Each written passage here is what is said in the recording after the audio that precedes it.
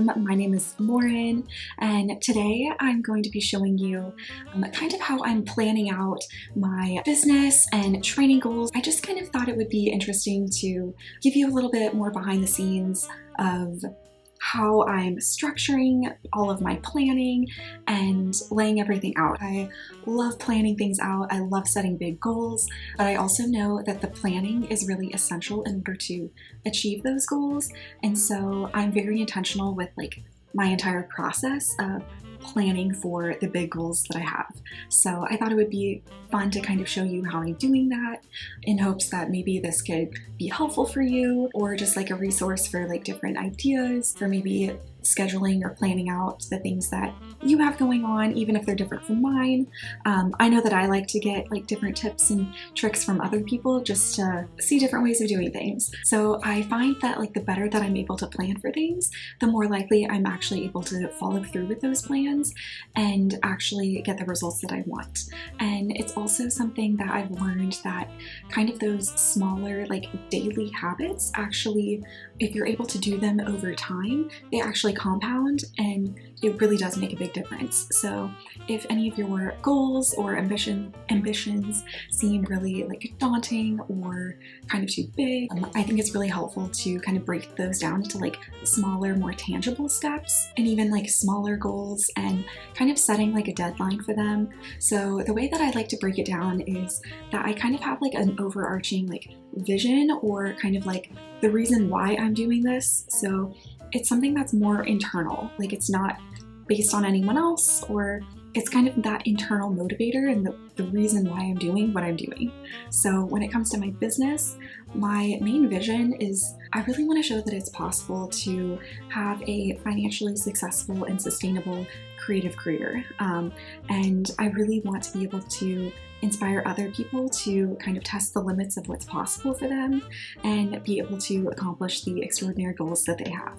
And kind of in other words, I can't control other people, I can't make other people change their minds or change their habits or anything like that, but I can control mine. I'm in control of the thoughts that I think, emotions that I feel, the actions that I take.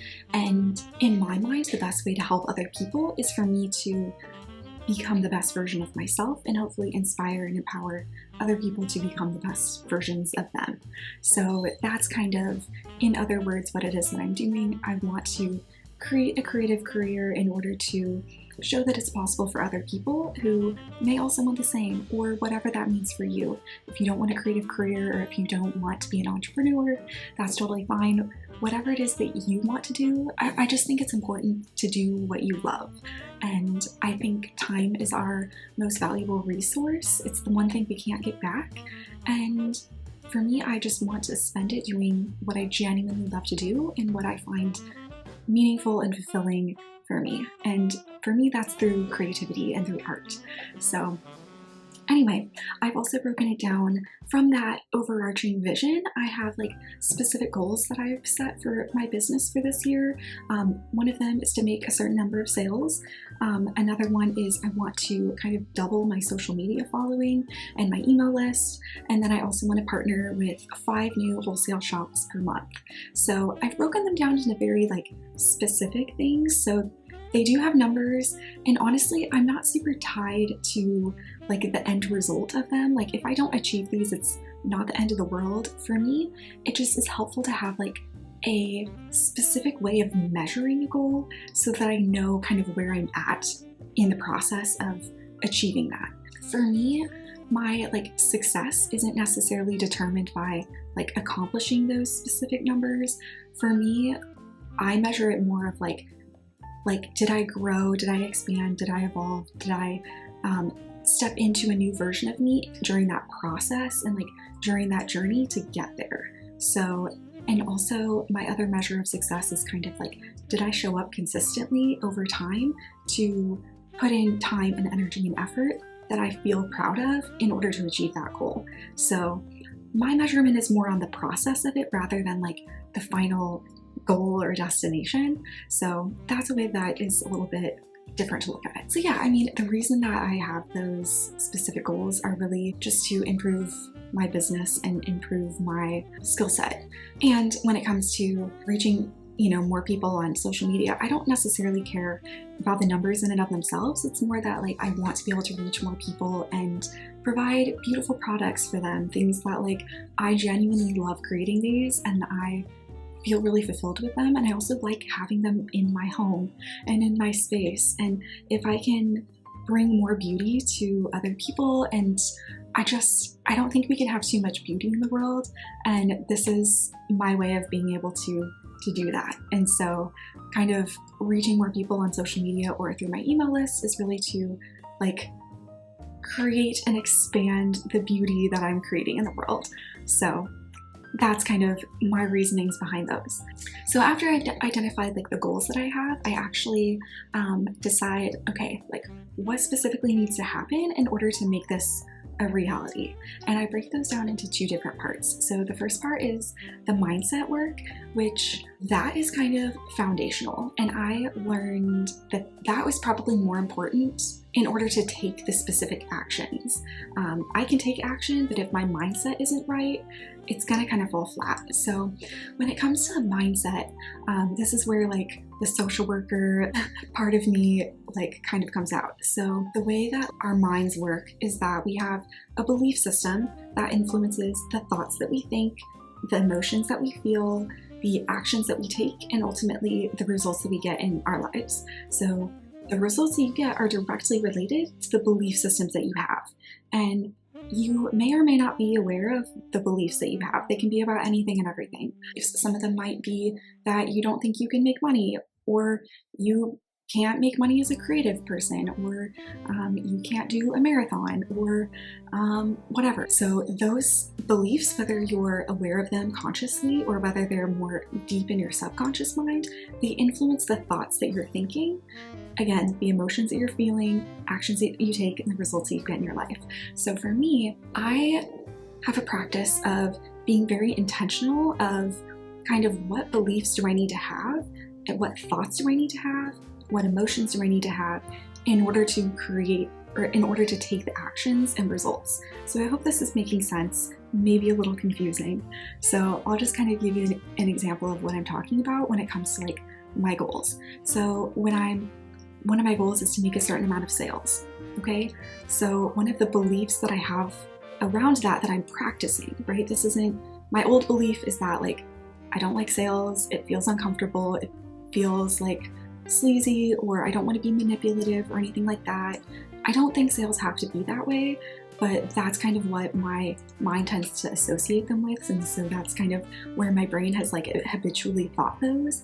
So I'm transitioning into believing that I am good at sales. And I mean, I actually have a lot of evidence of that because I've made a lot of sales in my business. Therefore, I can actually say that I'm good at sales. I may not be the best at that, but it's something that I can actually start convincing myself that I'm okay at it. I'm not the best, but I'm not the worst. And then I also want to start thinking that like I provide valuable and beautiful patterns and products that people love. So that's one of the thoughts that I want to practice thinking.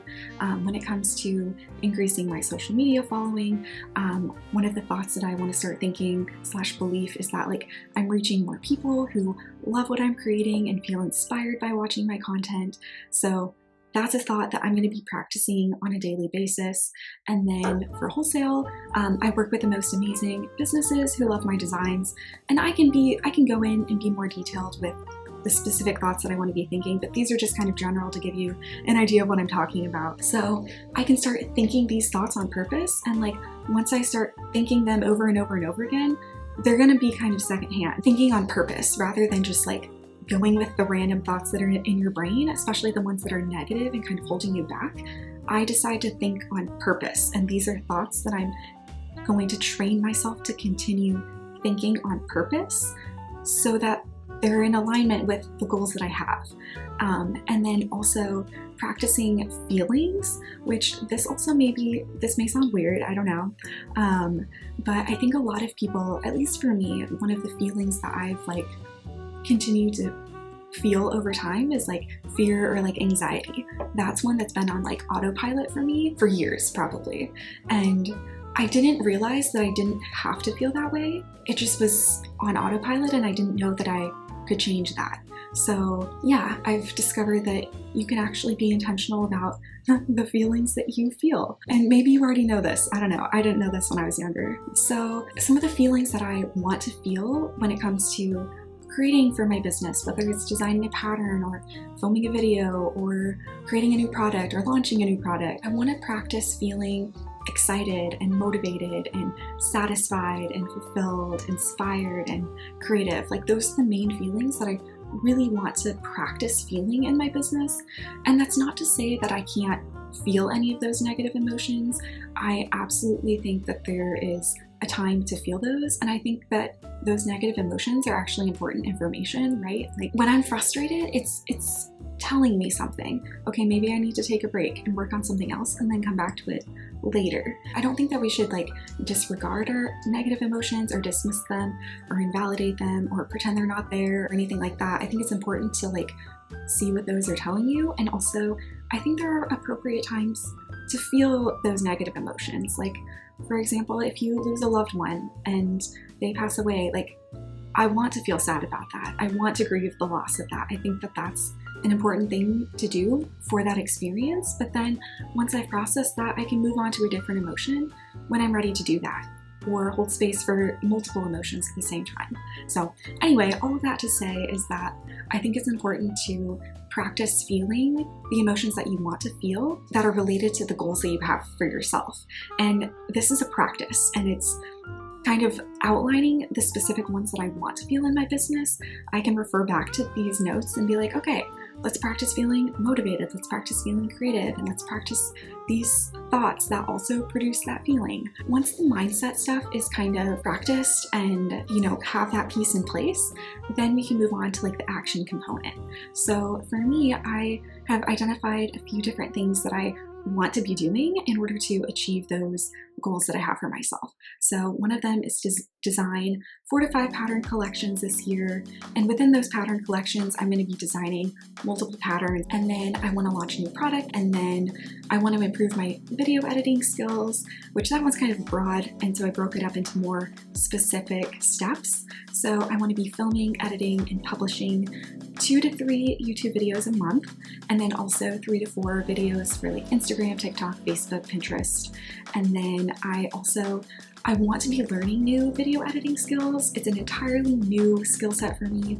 I'm such a beginner and I'm embracing that. I'm not great at it, but it's something that I want to become better at it. And it's a skill just like everything else. So I'm gonna start watching some more tutorials to learn how to just improve my video editing skills. I want my videos to be interesting for you and like provide valuable content for you. So I will plan to take the time to learn some of those things. Another thing that I want to work on is improving my copywriting skills, and specifically for email. I also included social media on here, but specifically for the emails that I send out, I really want to communicate more clearly and more like authentically and bring more of me into the emails that I'm writing. The specific things that I've outlined for that are to retake a copywriting course that I've done, and then I want to be sending an additional email a month. I think I typically send like 1 to 2 per month already, but I'm gonna add maybe another one.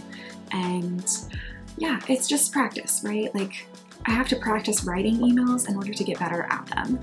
Just like I have to practice filming more videos and editing them in order to become better at them. I am interrupting the video here. I realized as I was editing this video that it was going to be like 30 minutes long, which is a good amount of time, but I felt like it might be better to break it down into a 2-part series instead of making you sit and watch like a full 30-minute video. I just think that's kind of long. So I'm going to end this part of the video here. I feel like we covered a lot. We talked about my overarching vision for my business, kind of the specific goals that I've set, and then going into kind of the mindset work that I'm doing, and then the specific actions that I'm going to take.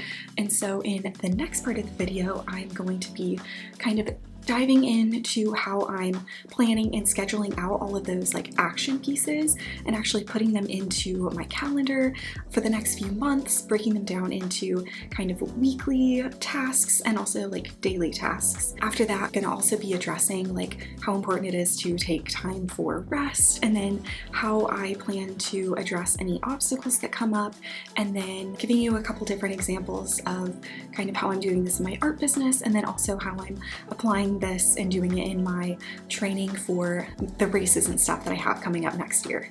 So if you're interested in watching part 2, definitely check that out. And if not, then I will just see you in the next video.